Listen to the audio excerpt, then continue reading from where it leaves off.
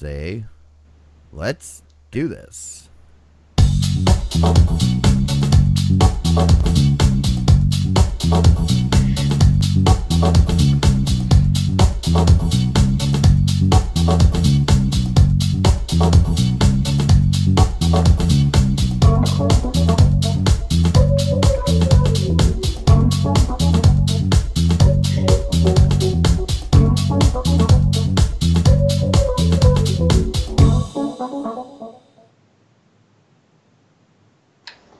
Hello everybody, and welcome back to another episode of the VOD Squad, the show where we talk about anything really, if it is in regards to streaming devices, content, hardware, content providers, and sometimes like some weird side stuff, but yeah.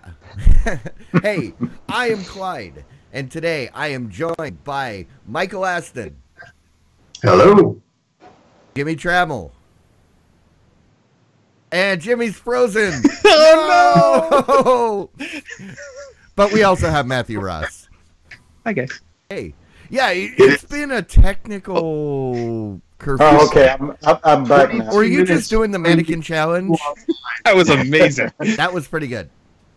22 minutes to get Clyde online, and the second he gets online, Jimmy freezes. Yeah. The entire time up to there. But you know what? This is kind of our 20th episode, so that's an unlucky number 20, right? Not mine. 13 Sure. was smooth. 20, oof, watch out. But yeah, I mean, hey, Jimmy, you're on the road again. I am. You back in Tallahassee, or? Yeah, that's where I'm at, in the capital of Florida. Ooh. I wish I had something funny to say about that. Yeah, not much to say about it, really. Yeah, it's a college town, you know. Well, so we've got 3 capitals, right? Because I'm in St. Paul. Mm-hmm. Then, Mike, you're in Austin, right? Is Austin the capital? It is. It is. Yeah, it is. All right. Well. 4 capitals. Oh wait. Oh, that's He's right. in Olympia. This is the capital episode. Yeah. Yeah. The capital episode. All right. There we I go. didn't even put that together. Yeah. Okay. What did you think the capital of Washington I State have was? no idea. DC. You're in No, St. I'm Paul, just kidding. right? Yeah, St. Paul. Is that the largest city in Wisconsin? In Minnesota. Yes, that's what I mean. Yeah, technically, Yeah. because St. Paul and Minneapolis together are like the big. So I was going to say that we're all in cities that are capitals that are like minuscule compared to other cities in our states. However, you fail that test because like Austin is the 5th or 6th largest city in Texas, and Tallahassee, I think, is barely even in Florida. It's true. They barely are. 3rd, because I think, is Spokane even bigger? Well, yeah, no, Olympia is not even close to the I mean, 3rd. Seattle's obviously bigger. Seattle's the biggest. Spokane. Bigger. You probably would say Tacoma. I'd have to look it up, but Tacoma's probably the 2nd biggest, and then Spokane. Yeah. And then Spokane and Vancouver. And Everett, of course. I mean, if you think of Seattle as one large kind of multi-city, it's huge, and Olympia is kind of included in that. But Seattle proper is the biggest. Yeah. Well, enough of that. Why don't we head on over to the news? Matt, what do you have in store for us this week? Of course you guys think that I do all the work here. That's so wonderful. It's so nice of you guys. I'm only kidding. You do that work. Okay, fair enough. I do. All right. We have new news that competition actually wins for consumers again. Sling TV is lowering prices as a direct TV response, and the pun is intended there. We have reports of them dropping their prices, and particularly what they're doing is they're dropping the prices for the bundles. And what they're doing is they're taking what used to be $20 for a bundle and dropping it down to $10 a month, especially if you get more than one. they're really kind of selling this as, hey, look at how many channels we give you for how much money you have to spend, because that's basically the only way that it kind of makes a lot of sense of how they're kind of changing what they're looking at their narrative here. It doesn't really make any sense any other way, but it is a good deal, and it's always good to see the competition bringing prices down. So yeah, I mean, rock on. Prices coming down is always good for the consumer. Yes. How does that reflect on their their number of subscribers or their business model at this? That's my question. It's a good question, and I don't know. Yeah.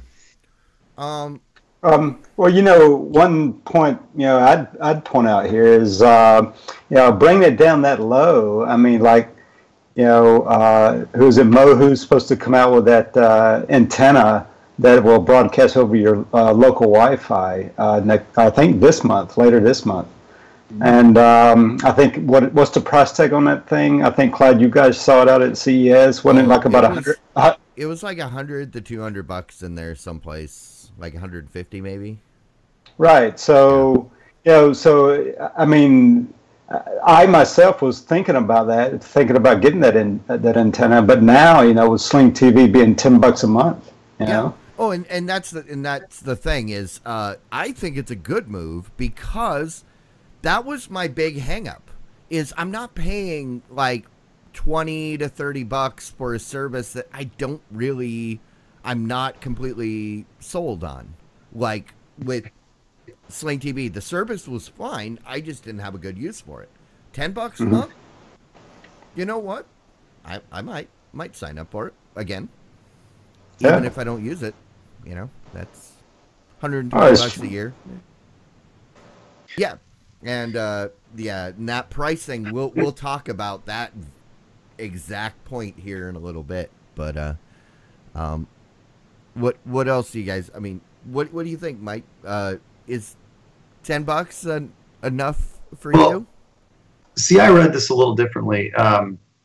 I thought that it was saying that the cost for their base package was gonna go down to $20. Oh.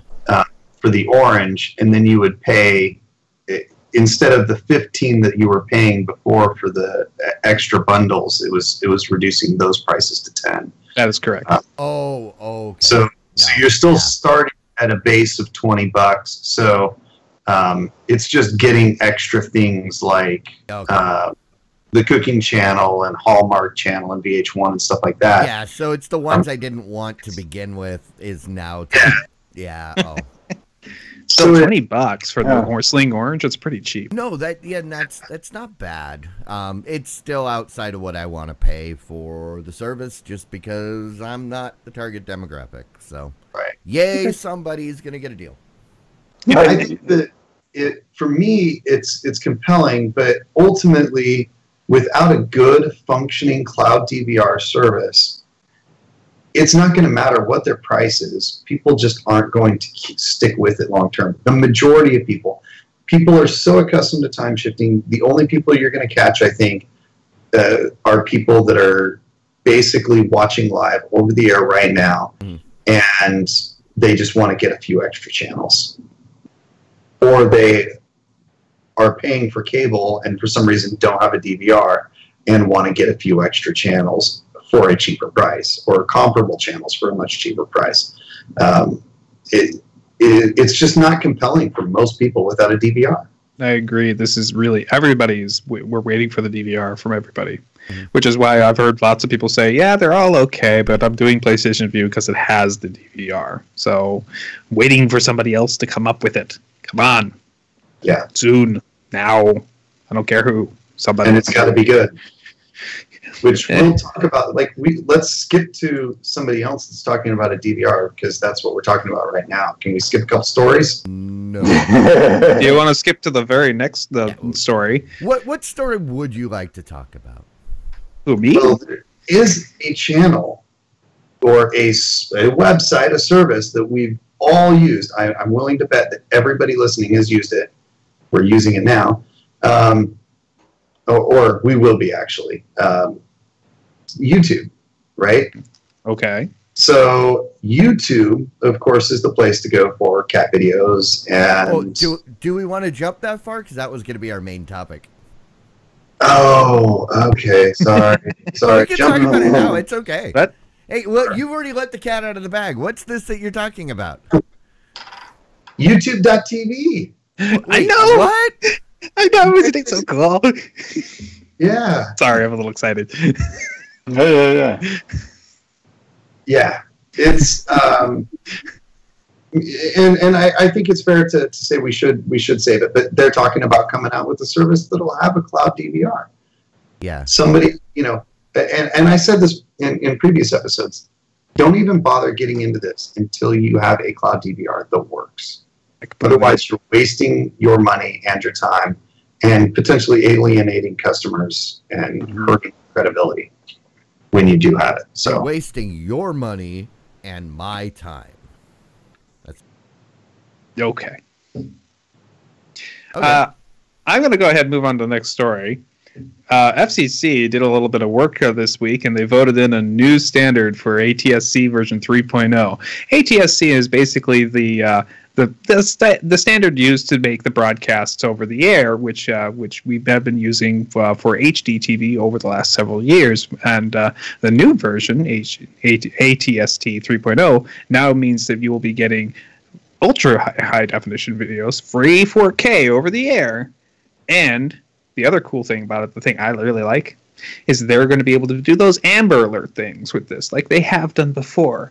But instead of hitting a whole broadcast area, we're going to be able to say, just get this area right here, the small zip code or something like that. Make it so it doesn't hit everything at once. Which is great, because when I get an Amber Alert for something in Spokane, I'm like, uh-huh. Yeah, I don't need an Amber Alert for Eau Claire, Wisconsin.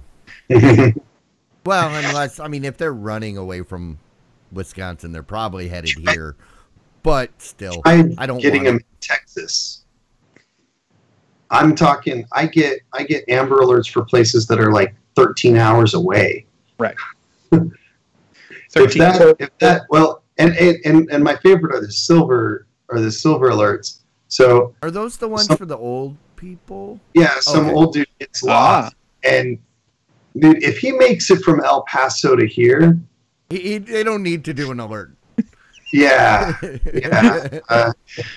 He's on a mission at that point. He knows where he's going. So there was no mention in the article about when this might be implemented? I'm getting to guess that it's going to be a several-year implementation. Imagine how long it took for us to actually make the big move over from analog to HD over the air, and that was a painful process for a lot of us. Yeah, I'm willing to bet that this is probably planned out in a way that's not going to be as painful. Maybe they'll keep the old ATST version 3.0 working for a while before they kill it. Version 3, I don't know, but I suspect this is going to be a multi-year solution. Yeah, if you figure that it was 2006 when they started the 3.0 migration and that's when they introduced like the subsidy for those cable boxes and we're now 11 years later and we're doing it all over again. It's going to be a while. Yeah. Well, and yes, I agree. It will be some time. It is potentially exciting in that we're talking some really good quality video and imagery. However, on the other hand, I question how many people will actually be using this by the time they get around to getting it done versus that will be streaming and taking advantage of other ways to get that content. Yeah, and that's the thing is like people like me that would benefit from it because I've got my TiVo with a Mohu Leaf antenna picking up the over-the-air. I don't think my TiVo is going to support it. And that's the problem. I am not going to go out and buy another device that has that new compliant tuner. So, I'm just not going to get it. Yeah. Oh, well. Oh, well. Yay, government. All right. Well, let's go ahead and switch gears here and let's talk about Amazon.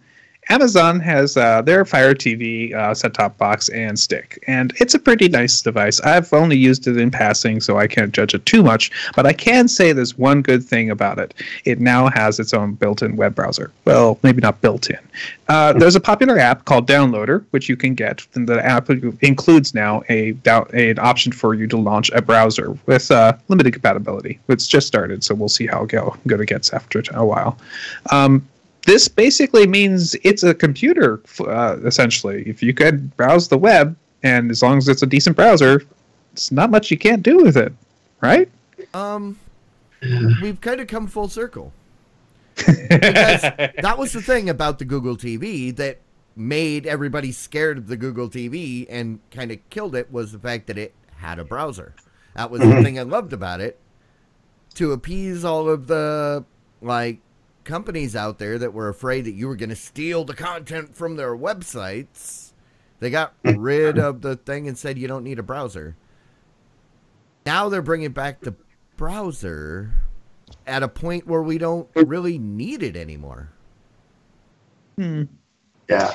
Well, that was going to be my opinion. Is, I have a Fire TV and I absolutely love it.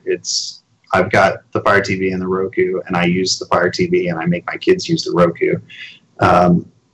So I'm biased towards it, partly because I like the Amazon ecosystem. But I have a browser on my TV, and I've tried to use it a couple of times, and it's just a pain.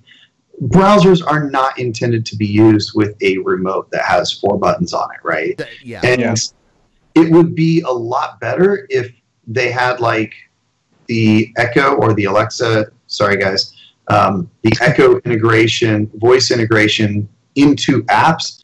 But right now, the voice integration basically just allows you to make commands to the Amazon parent app itself. So no matter what context you're in, once you hit that Echo button, I'll try to avoid saying it, that Echo button, and start to speak into it, it addresses you, it addresses the app, the Amazon device, instead of the application, the app that you're in. So if I'm in PlayStation View and I push that button and I say, find me this show, it's actually going to try to find me that in Amazon. It's not going to try to find it in the app that I'm in. It's not going to do a search for that. And even if I'm in a text box, it still doesn't let me search. So it would make sense if, for example, you could go into a browser on the Amazon Fire TV and push that button and say the URL and then navigate to it. That might work. And then pushing around the screen with the button is kind of like tabbing. It's not totally unreasonable, but you can't type. It's way too much work to be useful. Yeah. Okay. On the let me ask you, Michael, on the Fire TV, can you not stream a computer screen up to the Fire TV? Yes, I can cast it. I mean, that's exactly, for lack of a better word. Yeah. So if you cast your browser up on the Fire TV, then what's the point of having a browser on there, right? Exactly. Yeah. So I mean, I'll do that with my phone. Like I said, I've tried to do it on my regular TV, my LG TV, and it was difficult to do. So then I ended up just doing it on my phone, where it's much easier, and then casting it up, and I get effectively the exact same result, except that I have an interface that's actually intended to surf the web. The difference was with Google TV, you had a full keyboard with a touchpad, so it was just like using a big monitor. Mm-hmm. Yeah. This is what they needed a year and a half ago, maybe 2 years ago, when you couldn't log into captive portals because the Fire TV had no way to get to the web page to click the button. Right. But they built in that feature to do that for you, thereby eliminating the need for the browser. So, yeah. If they had put the browser on there back then, I would have said, awesome, good on you. Right now, I just go, okay. Yeah.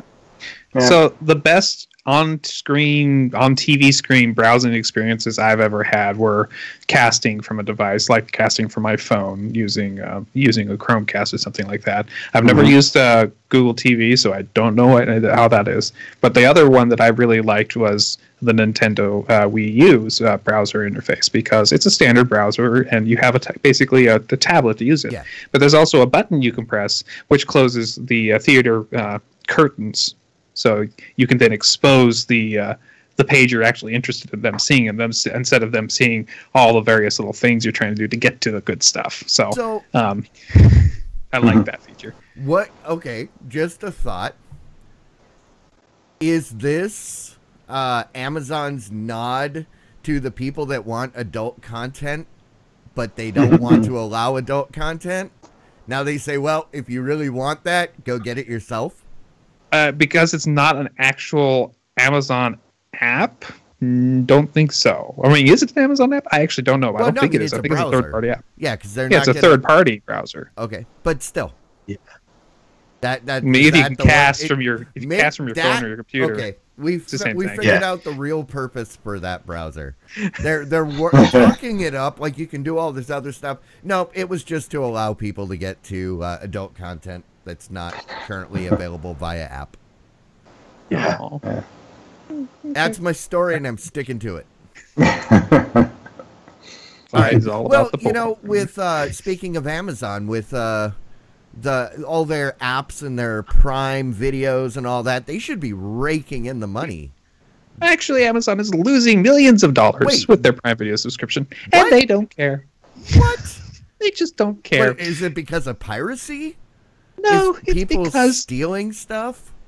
Because it costs a lot of money to both run a video business and produce a lot of good content online, and all you're getting is $99 per subscriber per year, and that money mostly goes to give 2-day shipping to people. Anyways, don't say. So in other words, it's a loss leader, and that kind of makes sense because, you know, how else are you going to elbow your way into the industry and make sure everybody knows you're the best and win some Oscars last week? I don't know. Let's see. What it's interesting is the Motley Fool has a nice little story here, and they did the math, and they think they're losing about $700 million. What is that, every year? Yeah, about every year. So, wow. That says a lot about your business model, that you can lose $700 million and still be profitable as a company. Yeah, it says that they have a lot of extra money. Yeah. That's what it means. That's what I'm saying. I mean, when you look at the big picture, if they can lose $700 million and just be like, oh, that was just change that fell out of my pocket. Now, I only have a problem with this really if somehow they use this loss as some type of tax benefit. So like it's absolutely they should. I say good on you. Oh, I can't help but taxation is theft. I can't help but think how much they're paying to make, you know, Man in the High Castle, right? Millions, I'm sure. Yeah. Yeah, 600 million of that 700 million loss is just Man in the High Castle. Yeah, I think that, I mean, the thing is, obviously, content creation is incredibly expensive nowadays, right? So we know that they've got to be spending a ton of money to create that content. However, you know, clearly they see it as beneficial. And like I said, the more they tie you into that ecosystem, the more money that they're going to make through other things. Like in previous episodes, I talked about how I've got all of my videos there. This is the place that I go to buy videos just because it's easier for me to have it all in one place. So I think that's like ultimately their goal is by getting people more and more attached to their ecosystem. And even if that means that they're basically giving away hundreds of millions or even billions of dollars of free content, effectively free, if that gets me hooked into buying all of my movies there, and I spend, you know, I buy 4 or 5 movies a year, that's $100 each. And they have millions of Prime subscribers. So that very quickly covers the cost of those items. And then that's just counting like direct video-related content purchases, not any side benefit of increased spending in regular purchases on Amazon and stuff like that. Yeah, but too, not to mention the viewing habit information that they're collecting on you and all, and probably reselling that information as well. Yeah. Well, I don't suspect that that's particularly beneficial for them. The value of that data is vastly greater to them directly than I'm sure that they can actually get paid for it. Because you know, the more they know about me, the better their recommendations are going to be.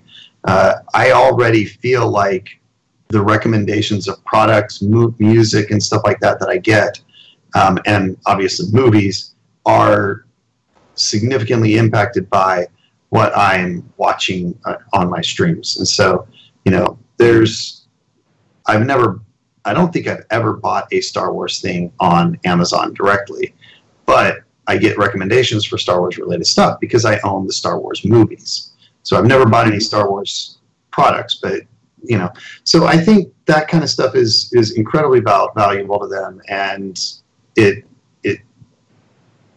you're right, the data is significantly worth significant amount of money in addition to all of the other spend that they get from it. And speaking of their data, where they get that from, I find it questionable, because the other day, and I tweeted this out to Night Attack, but my kids had their algorithm on my kids' Kindle. It said, "Hey, you like My Little Pony? You've read all of these? You should get the gift, the Diamond Club book." Okay, number one, cool. I appreciate that, you know, I think it's cool that you're recommending the Diamond Club book.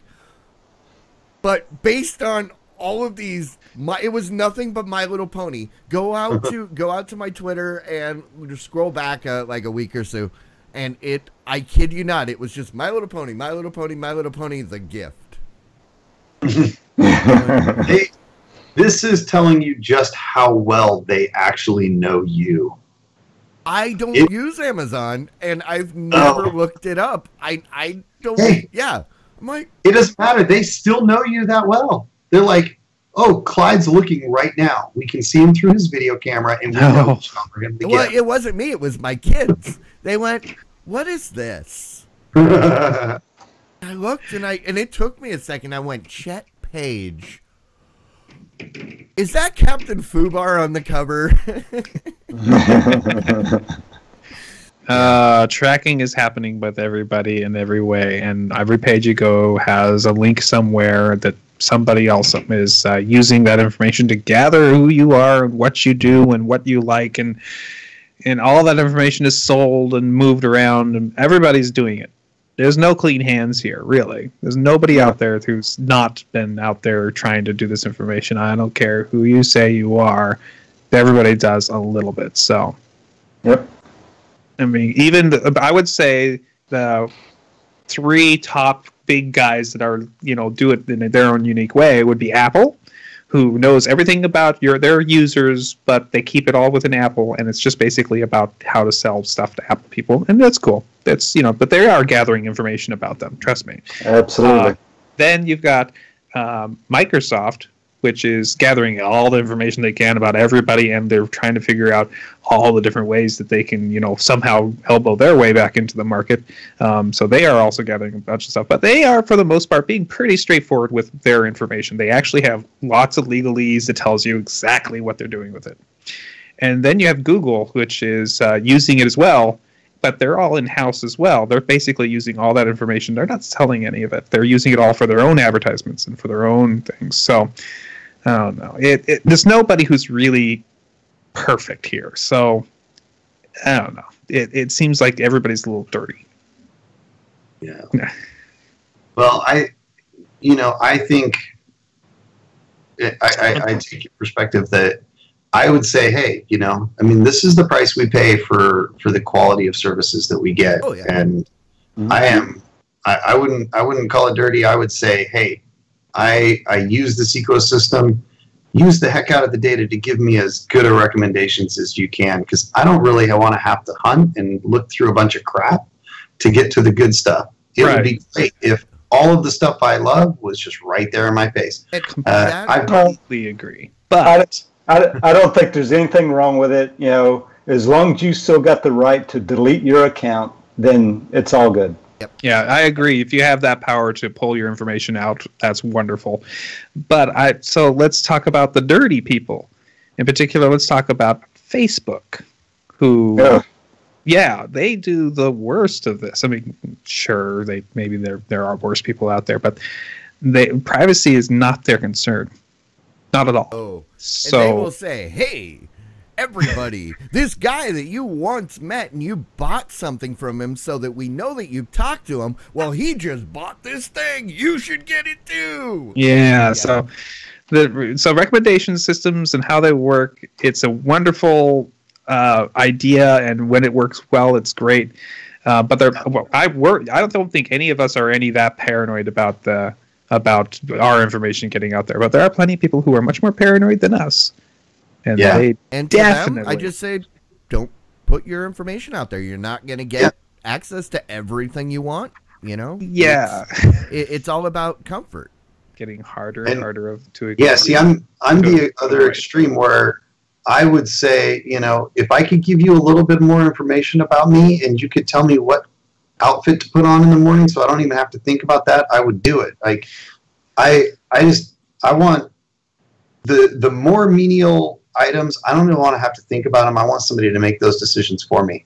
I'm okay with my wife telling me what outfit to wear. I usually pick my shirt by what's on top of the pile. That's why I wear the same 4 shirts every week, because it's, you know, I wear it, it gets washed, it gets put back on top of the pile, and I grab the top thing on the pile as long as it matches the pants I pick up, which I pick off the top of the pile. So that's you know, so I would love it if there was an app or a system that would tell me which outfit to wear, so that I don't have to think about it, yet I can have a little bit of variety in my outfit.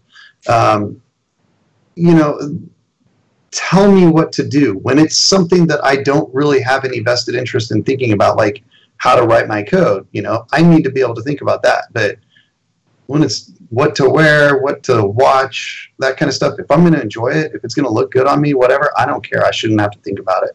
And I'm going to bring this right back down to the original story and say that if you want, you can order stuff through Amazon with your free 2-day shipping and free and paid for loss leader Amazon video. Yeah. But hey, you know, this brings us right over to what we were going to talk about real quick for our main topic, and the fact that you want to talk about elbowing your way into the market and having your content or all the information about you that they can use to make recommendations. YouTube. Yep. Yeah. So YouTube is finally, the YouTube TV app is finally being announced. This isn't really a news story for us because it's our main topic, but basically it's coming in spring. No idea when that is. It's going to start at $35 a month.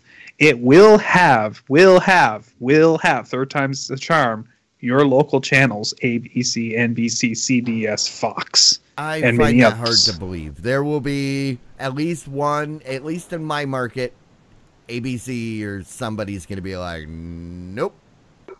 But, maybe. That's possible. But that's what they're promising. And if they don't hold up to that promise, then it's a whole different story. Yeah.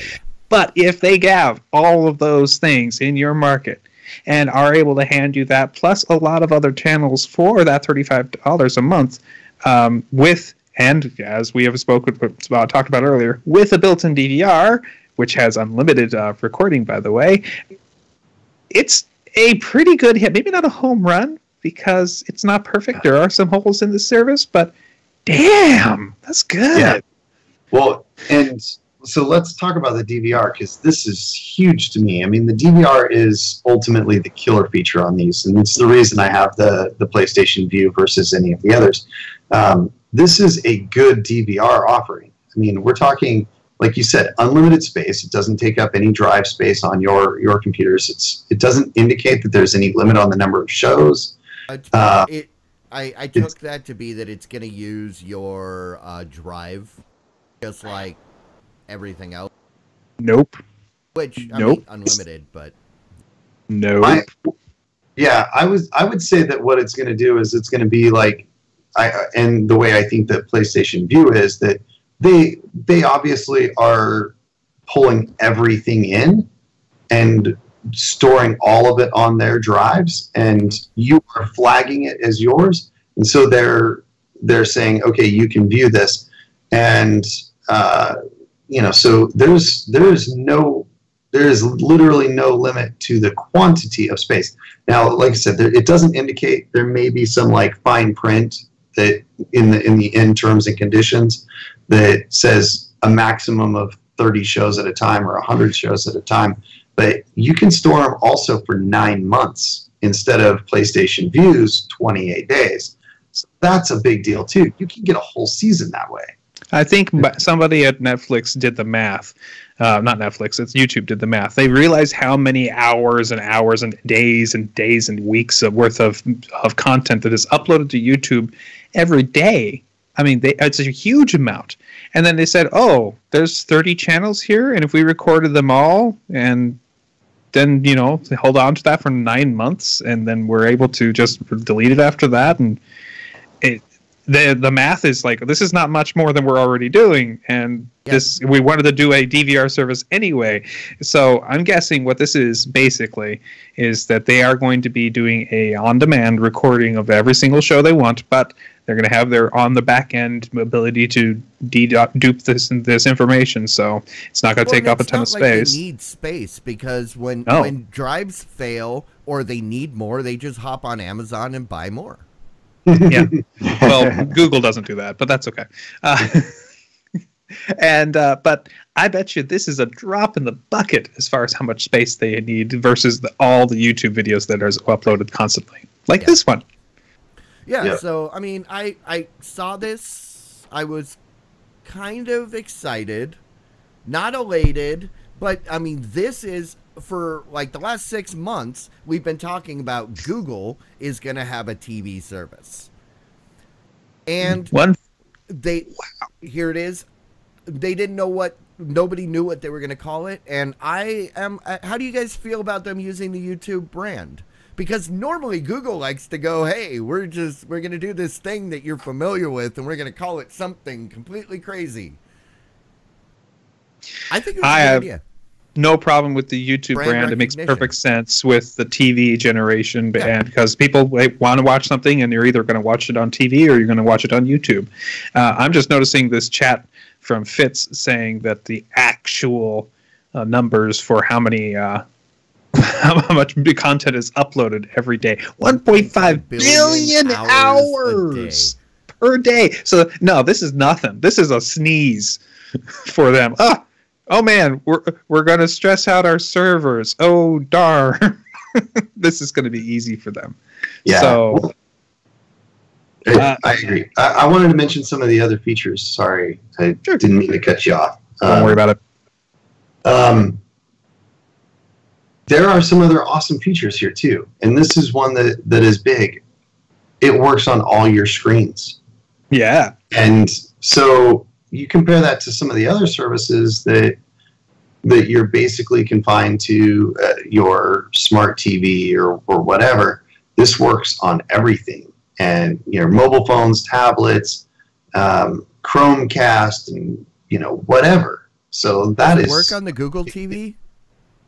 I mean, Android TV. Yeah, it will work on Android to your TV with a Google Chromecast or Chromecast built in. Yes. It will work on the Android TV. If it doesn't work on that, I will eat a hat. Yeah, well, it says it works on Android and iOS. So, it's fair to ask. Android TV is different than TV, Android, but it should, because all it takes is making the app. And it was a joke in the fact that nobody wants to make apps for Android TV, not even Google. Yeah. Also, obviously, the no-brainer is you get YouTube Red effectively with that. YouTube Red with commercials. With commercials, and isn't it an extra $10? It's $10 a month for YouTube Red, which you get free the unlimited music, or you only get the Red original content. You don't get all of the other benefits of YouTube Red. Right. Yeah. Did you see that it was? I missed that it was extra. I thought it looked like on their website it looked like it was included in it. Well, YouTube Red content is included. They're just throwing it in. Sorry. The YouTube Red costs $10 a month normally. You get you get some of the Red features, mainly the Red content, without the rest of the features that you would normally pay $10 for. So yeah, you don't get the commercial free. So that's obviously a large portion of what you're paying for with YouTube Red, but you do get the originals. Their series and movies that are there. And another thing, 6 accounts. What do you guys think about that? 6 accounts is a great... It's like Netflix's ability to have set up 6 profiles, basically, or 5 profiles. And that's great. But they have 3 of them streaming simultaneously, which is good. That's a fair deal for that, especially for $35 a month. So, similar. I have a question about that, though. So if I subscribe to this, and then I have a friend that lives in Spokane, Washington, right? Which local channels do we get? Probably the billing code decides that. Yeah. Okay. Yeah. Well, I guess that makes sense. But I mean, they're gonna know where you're watching from. Maybe I was gonna say it. Well, they already know where you're watching from. Yeah. Right. Yeah. It may be that they use geolocation. If you have geolocation turned on your device, it may say, "Hey, here's the IP, here's the whatever," and you're going to get local channels to the location that you're in. That's true. Could be. Yeah, it's hard to say, but the obvious alternative would be billing address. Yeah, I wouldn't overcomplicate it, quite frankly.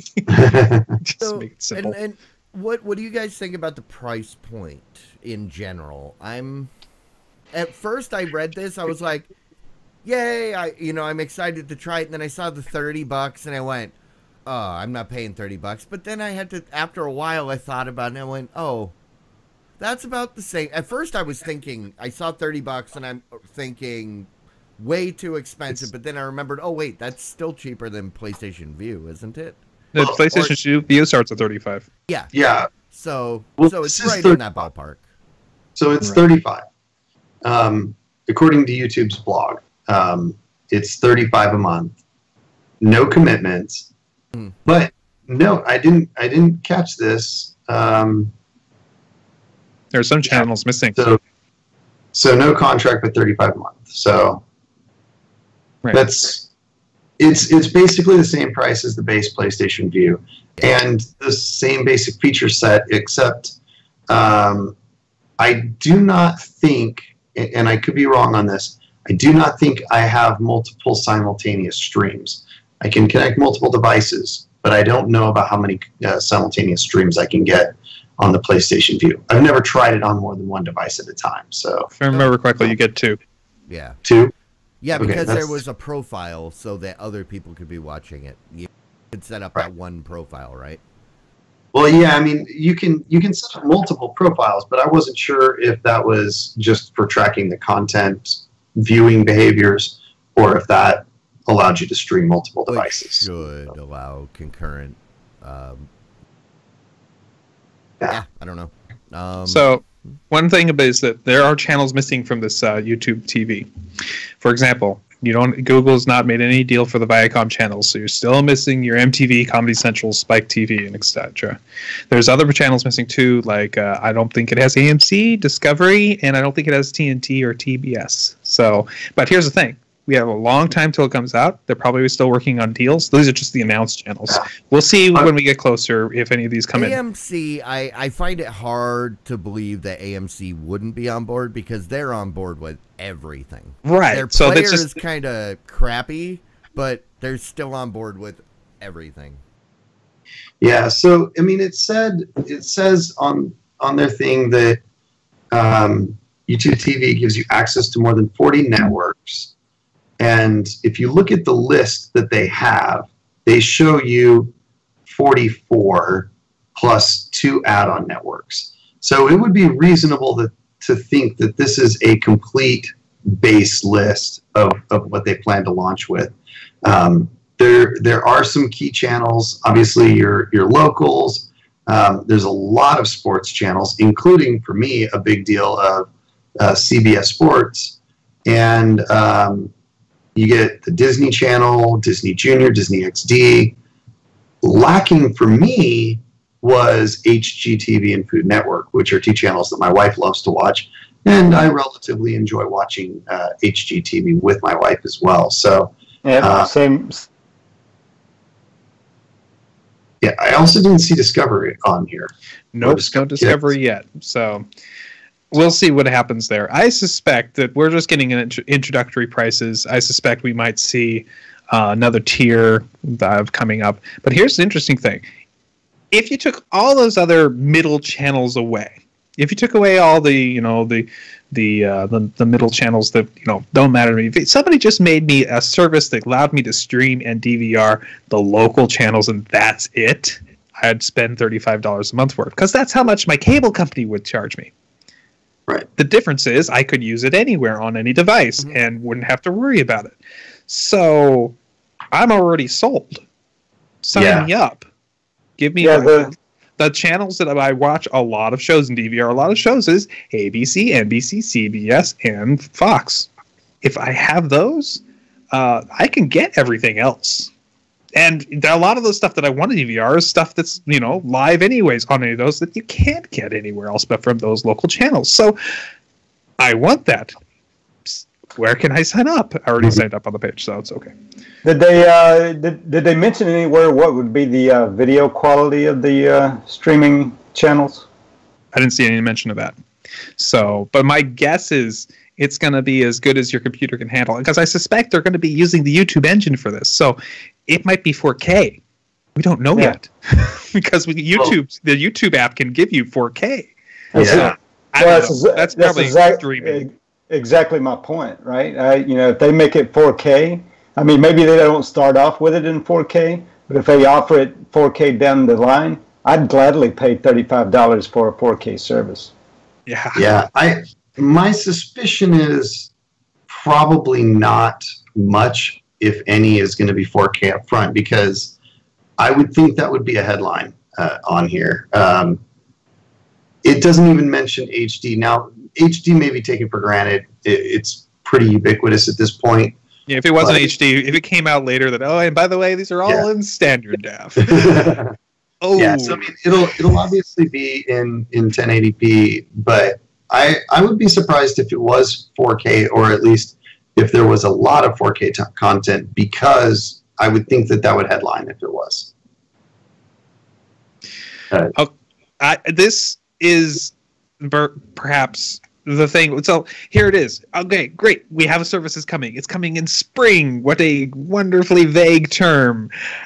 I'm so excited for it. Huh? April, right? Wasn't it? I thought I read April in another article. Okay. I just read spring, so maybe April would be fine. Having a date is good. I would still pretty much try any one of the other services to come up if it comes up with the DVR first. So it's a race. Who could come up? I mean, we did PlayStation View. None of us really. I mean, none of us really liked it, except for Mike. Mike likes it. Mike likes it enough. I did not like it initially. I liked it enough to put up with it through the football season, but by the time the football season was over, they had put in enough adaptions to the UI and made things work enough better that it was worth keeping. So it grew on him like a fungus. Yeah. Exactly. Now it's just totally infused my entire body, and I'm never going to get rid of it.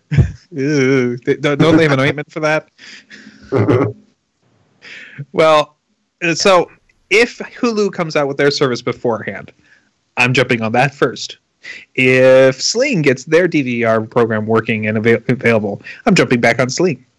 if PlayStation View says, hey, we've completely revamped the interface for your Chromecast and for your Roku, I'll go and try them first.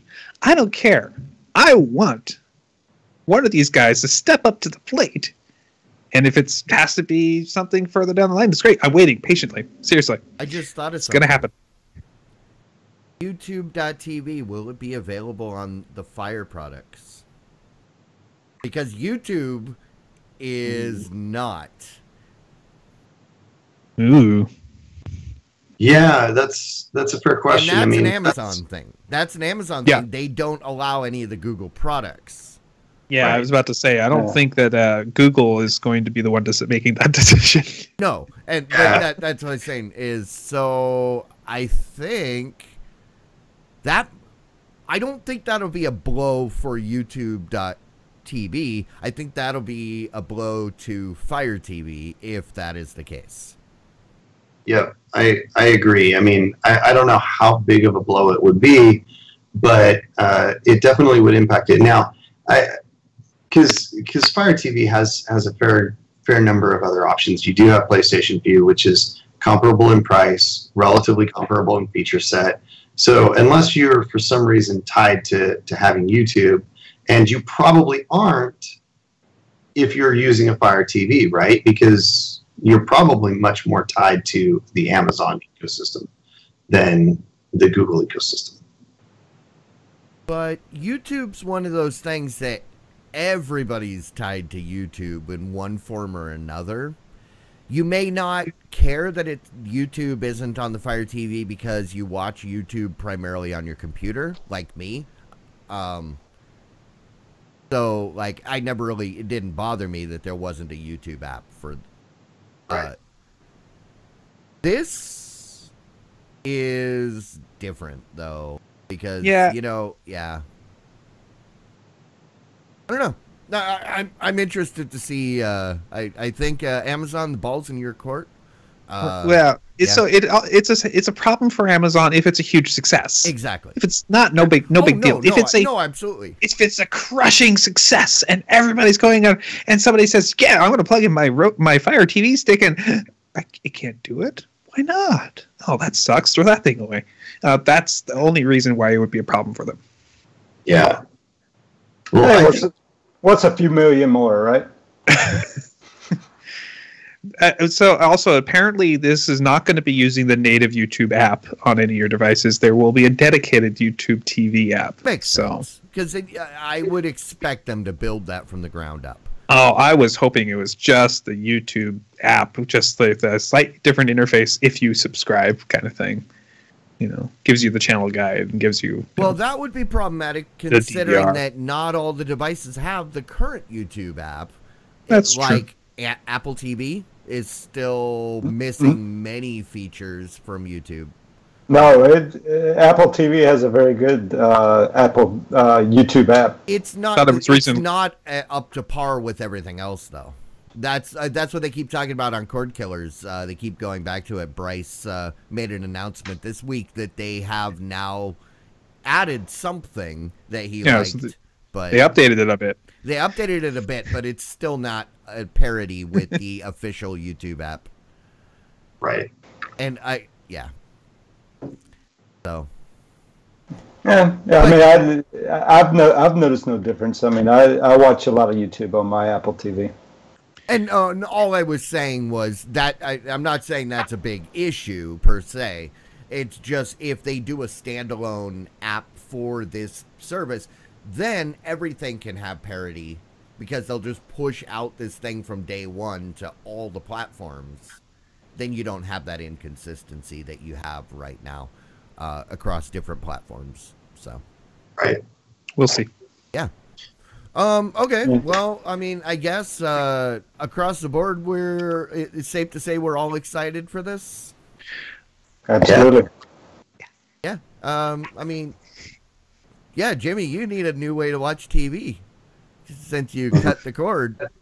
Yeah, exactly. You know, I mean, I got money now to subscribe to something like this, right? Those Benjamins around. Making it rain, saying, somebody come take my money. with a subscription service.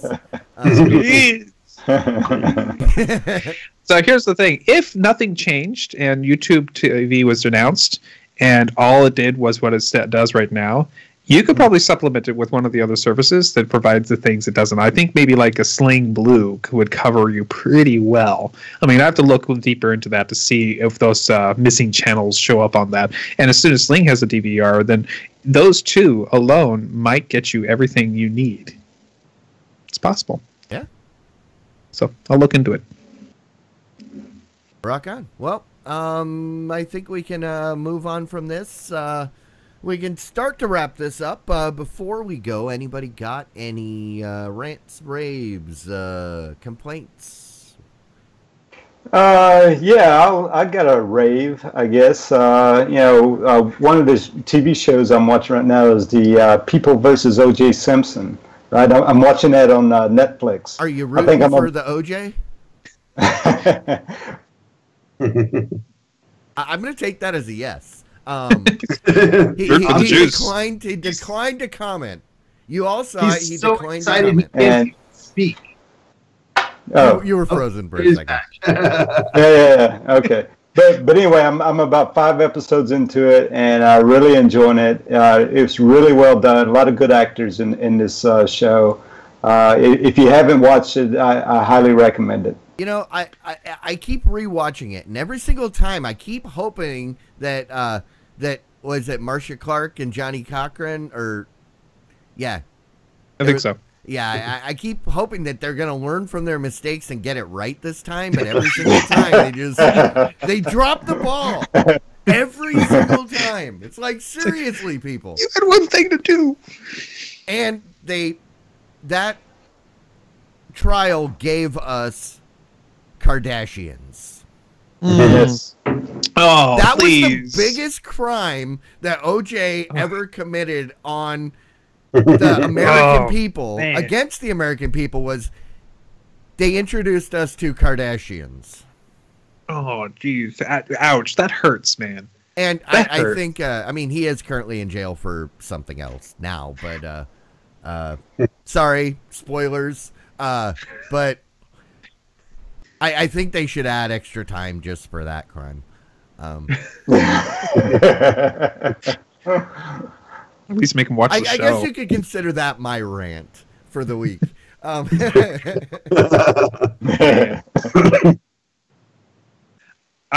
got a thing. I am working on, slowly at times, a little bit more excited at times. I'm working on making my own show to launch on Diamond Club TV. Just a little show where I get to talk to anybody who wants to talk to me. And what are you going to talk about?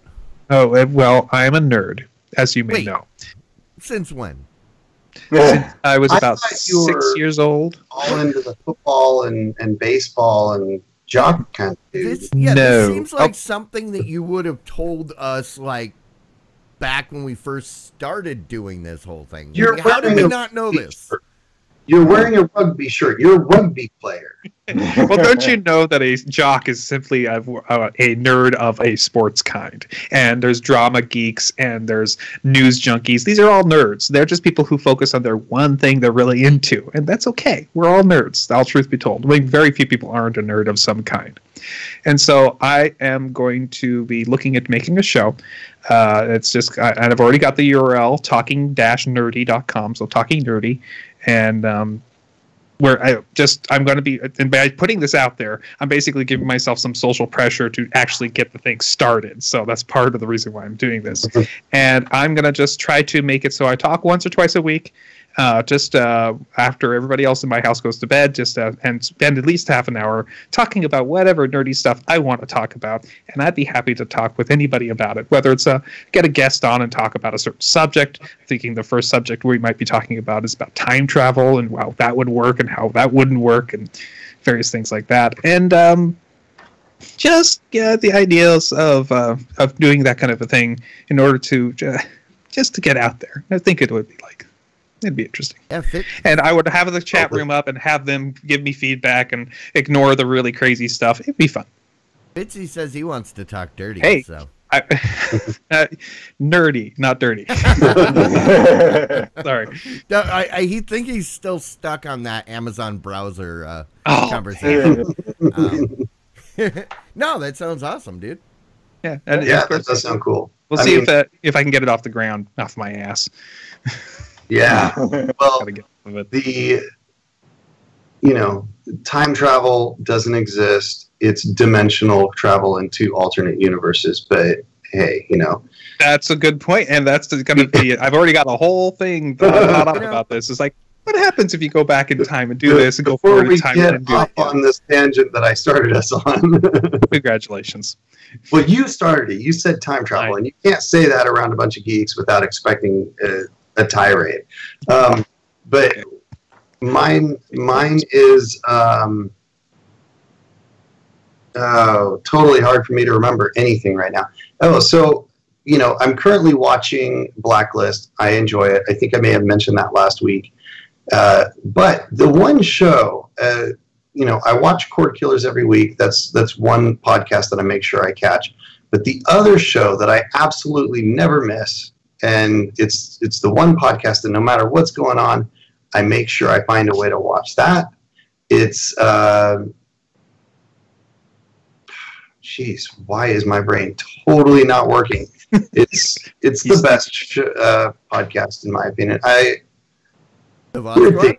My goodness, the Weird Things podcast. I absolutely love it. We all know Brian Brushwood and Jury, and most of us know Andrew Main as well. And the three of them, and Bryce gets in there as well on occasion.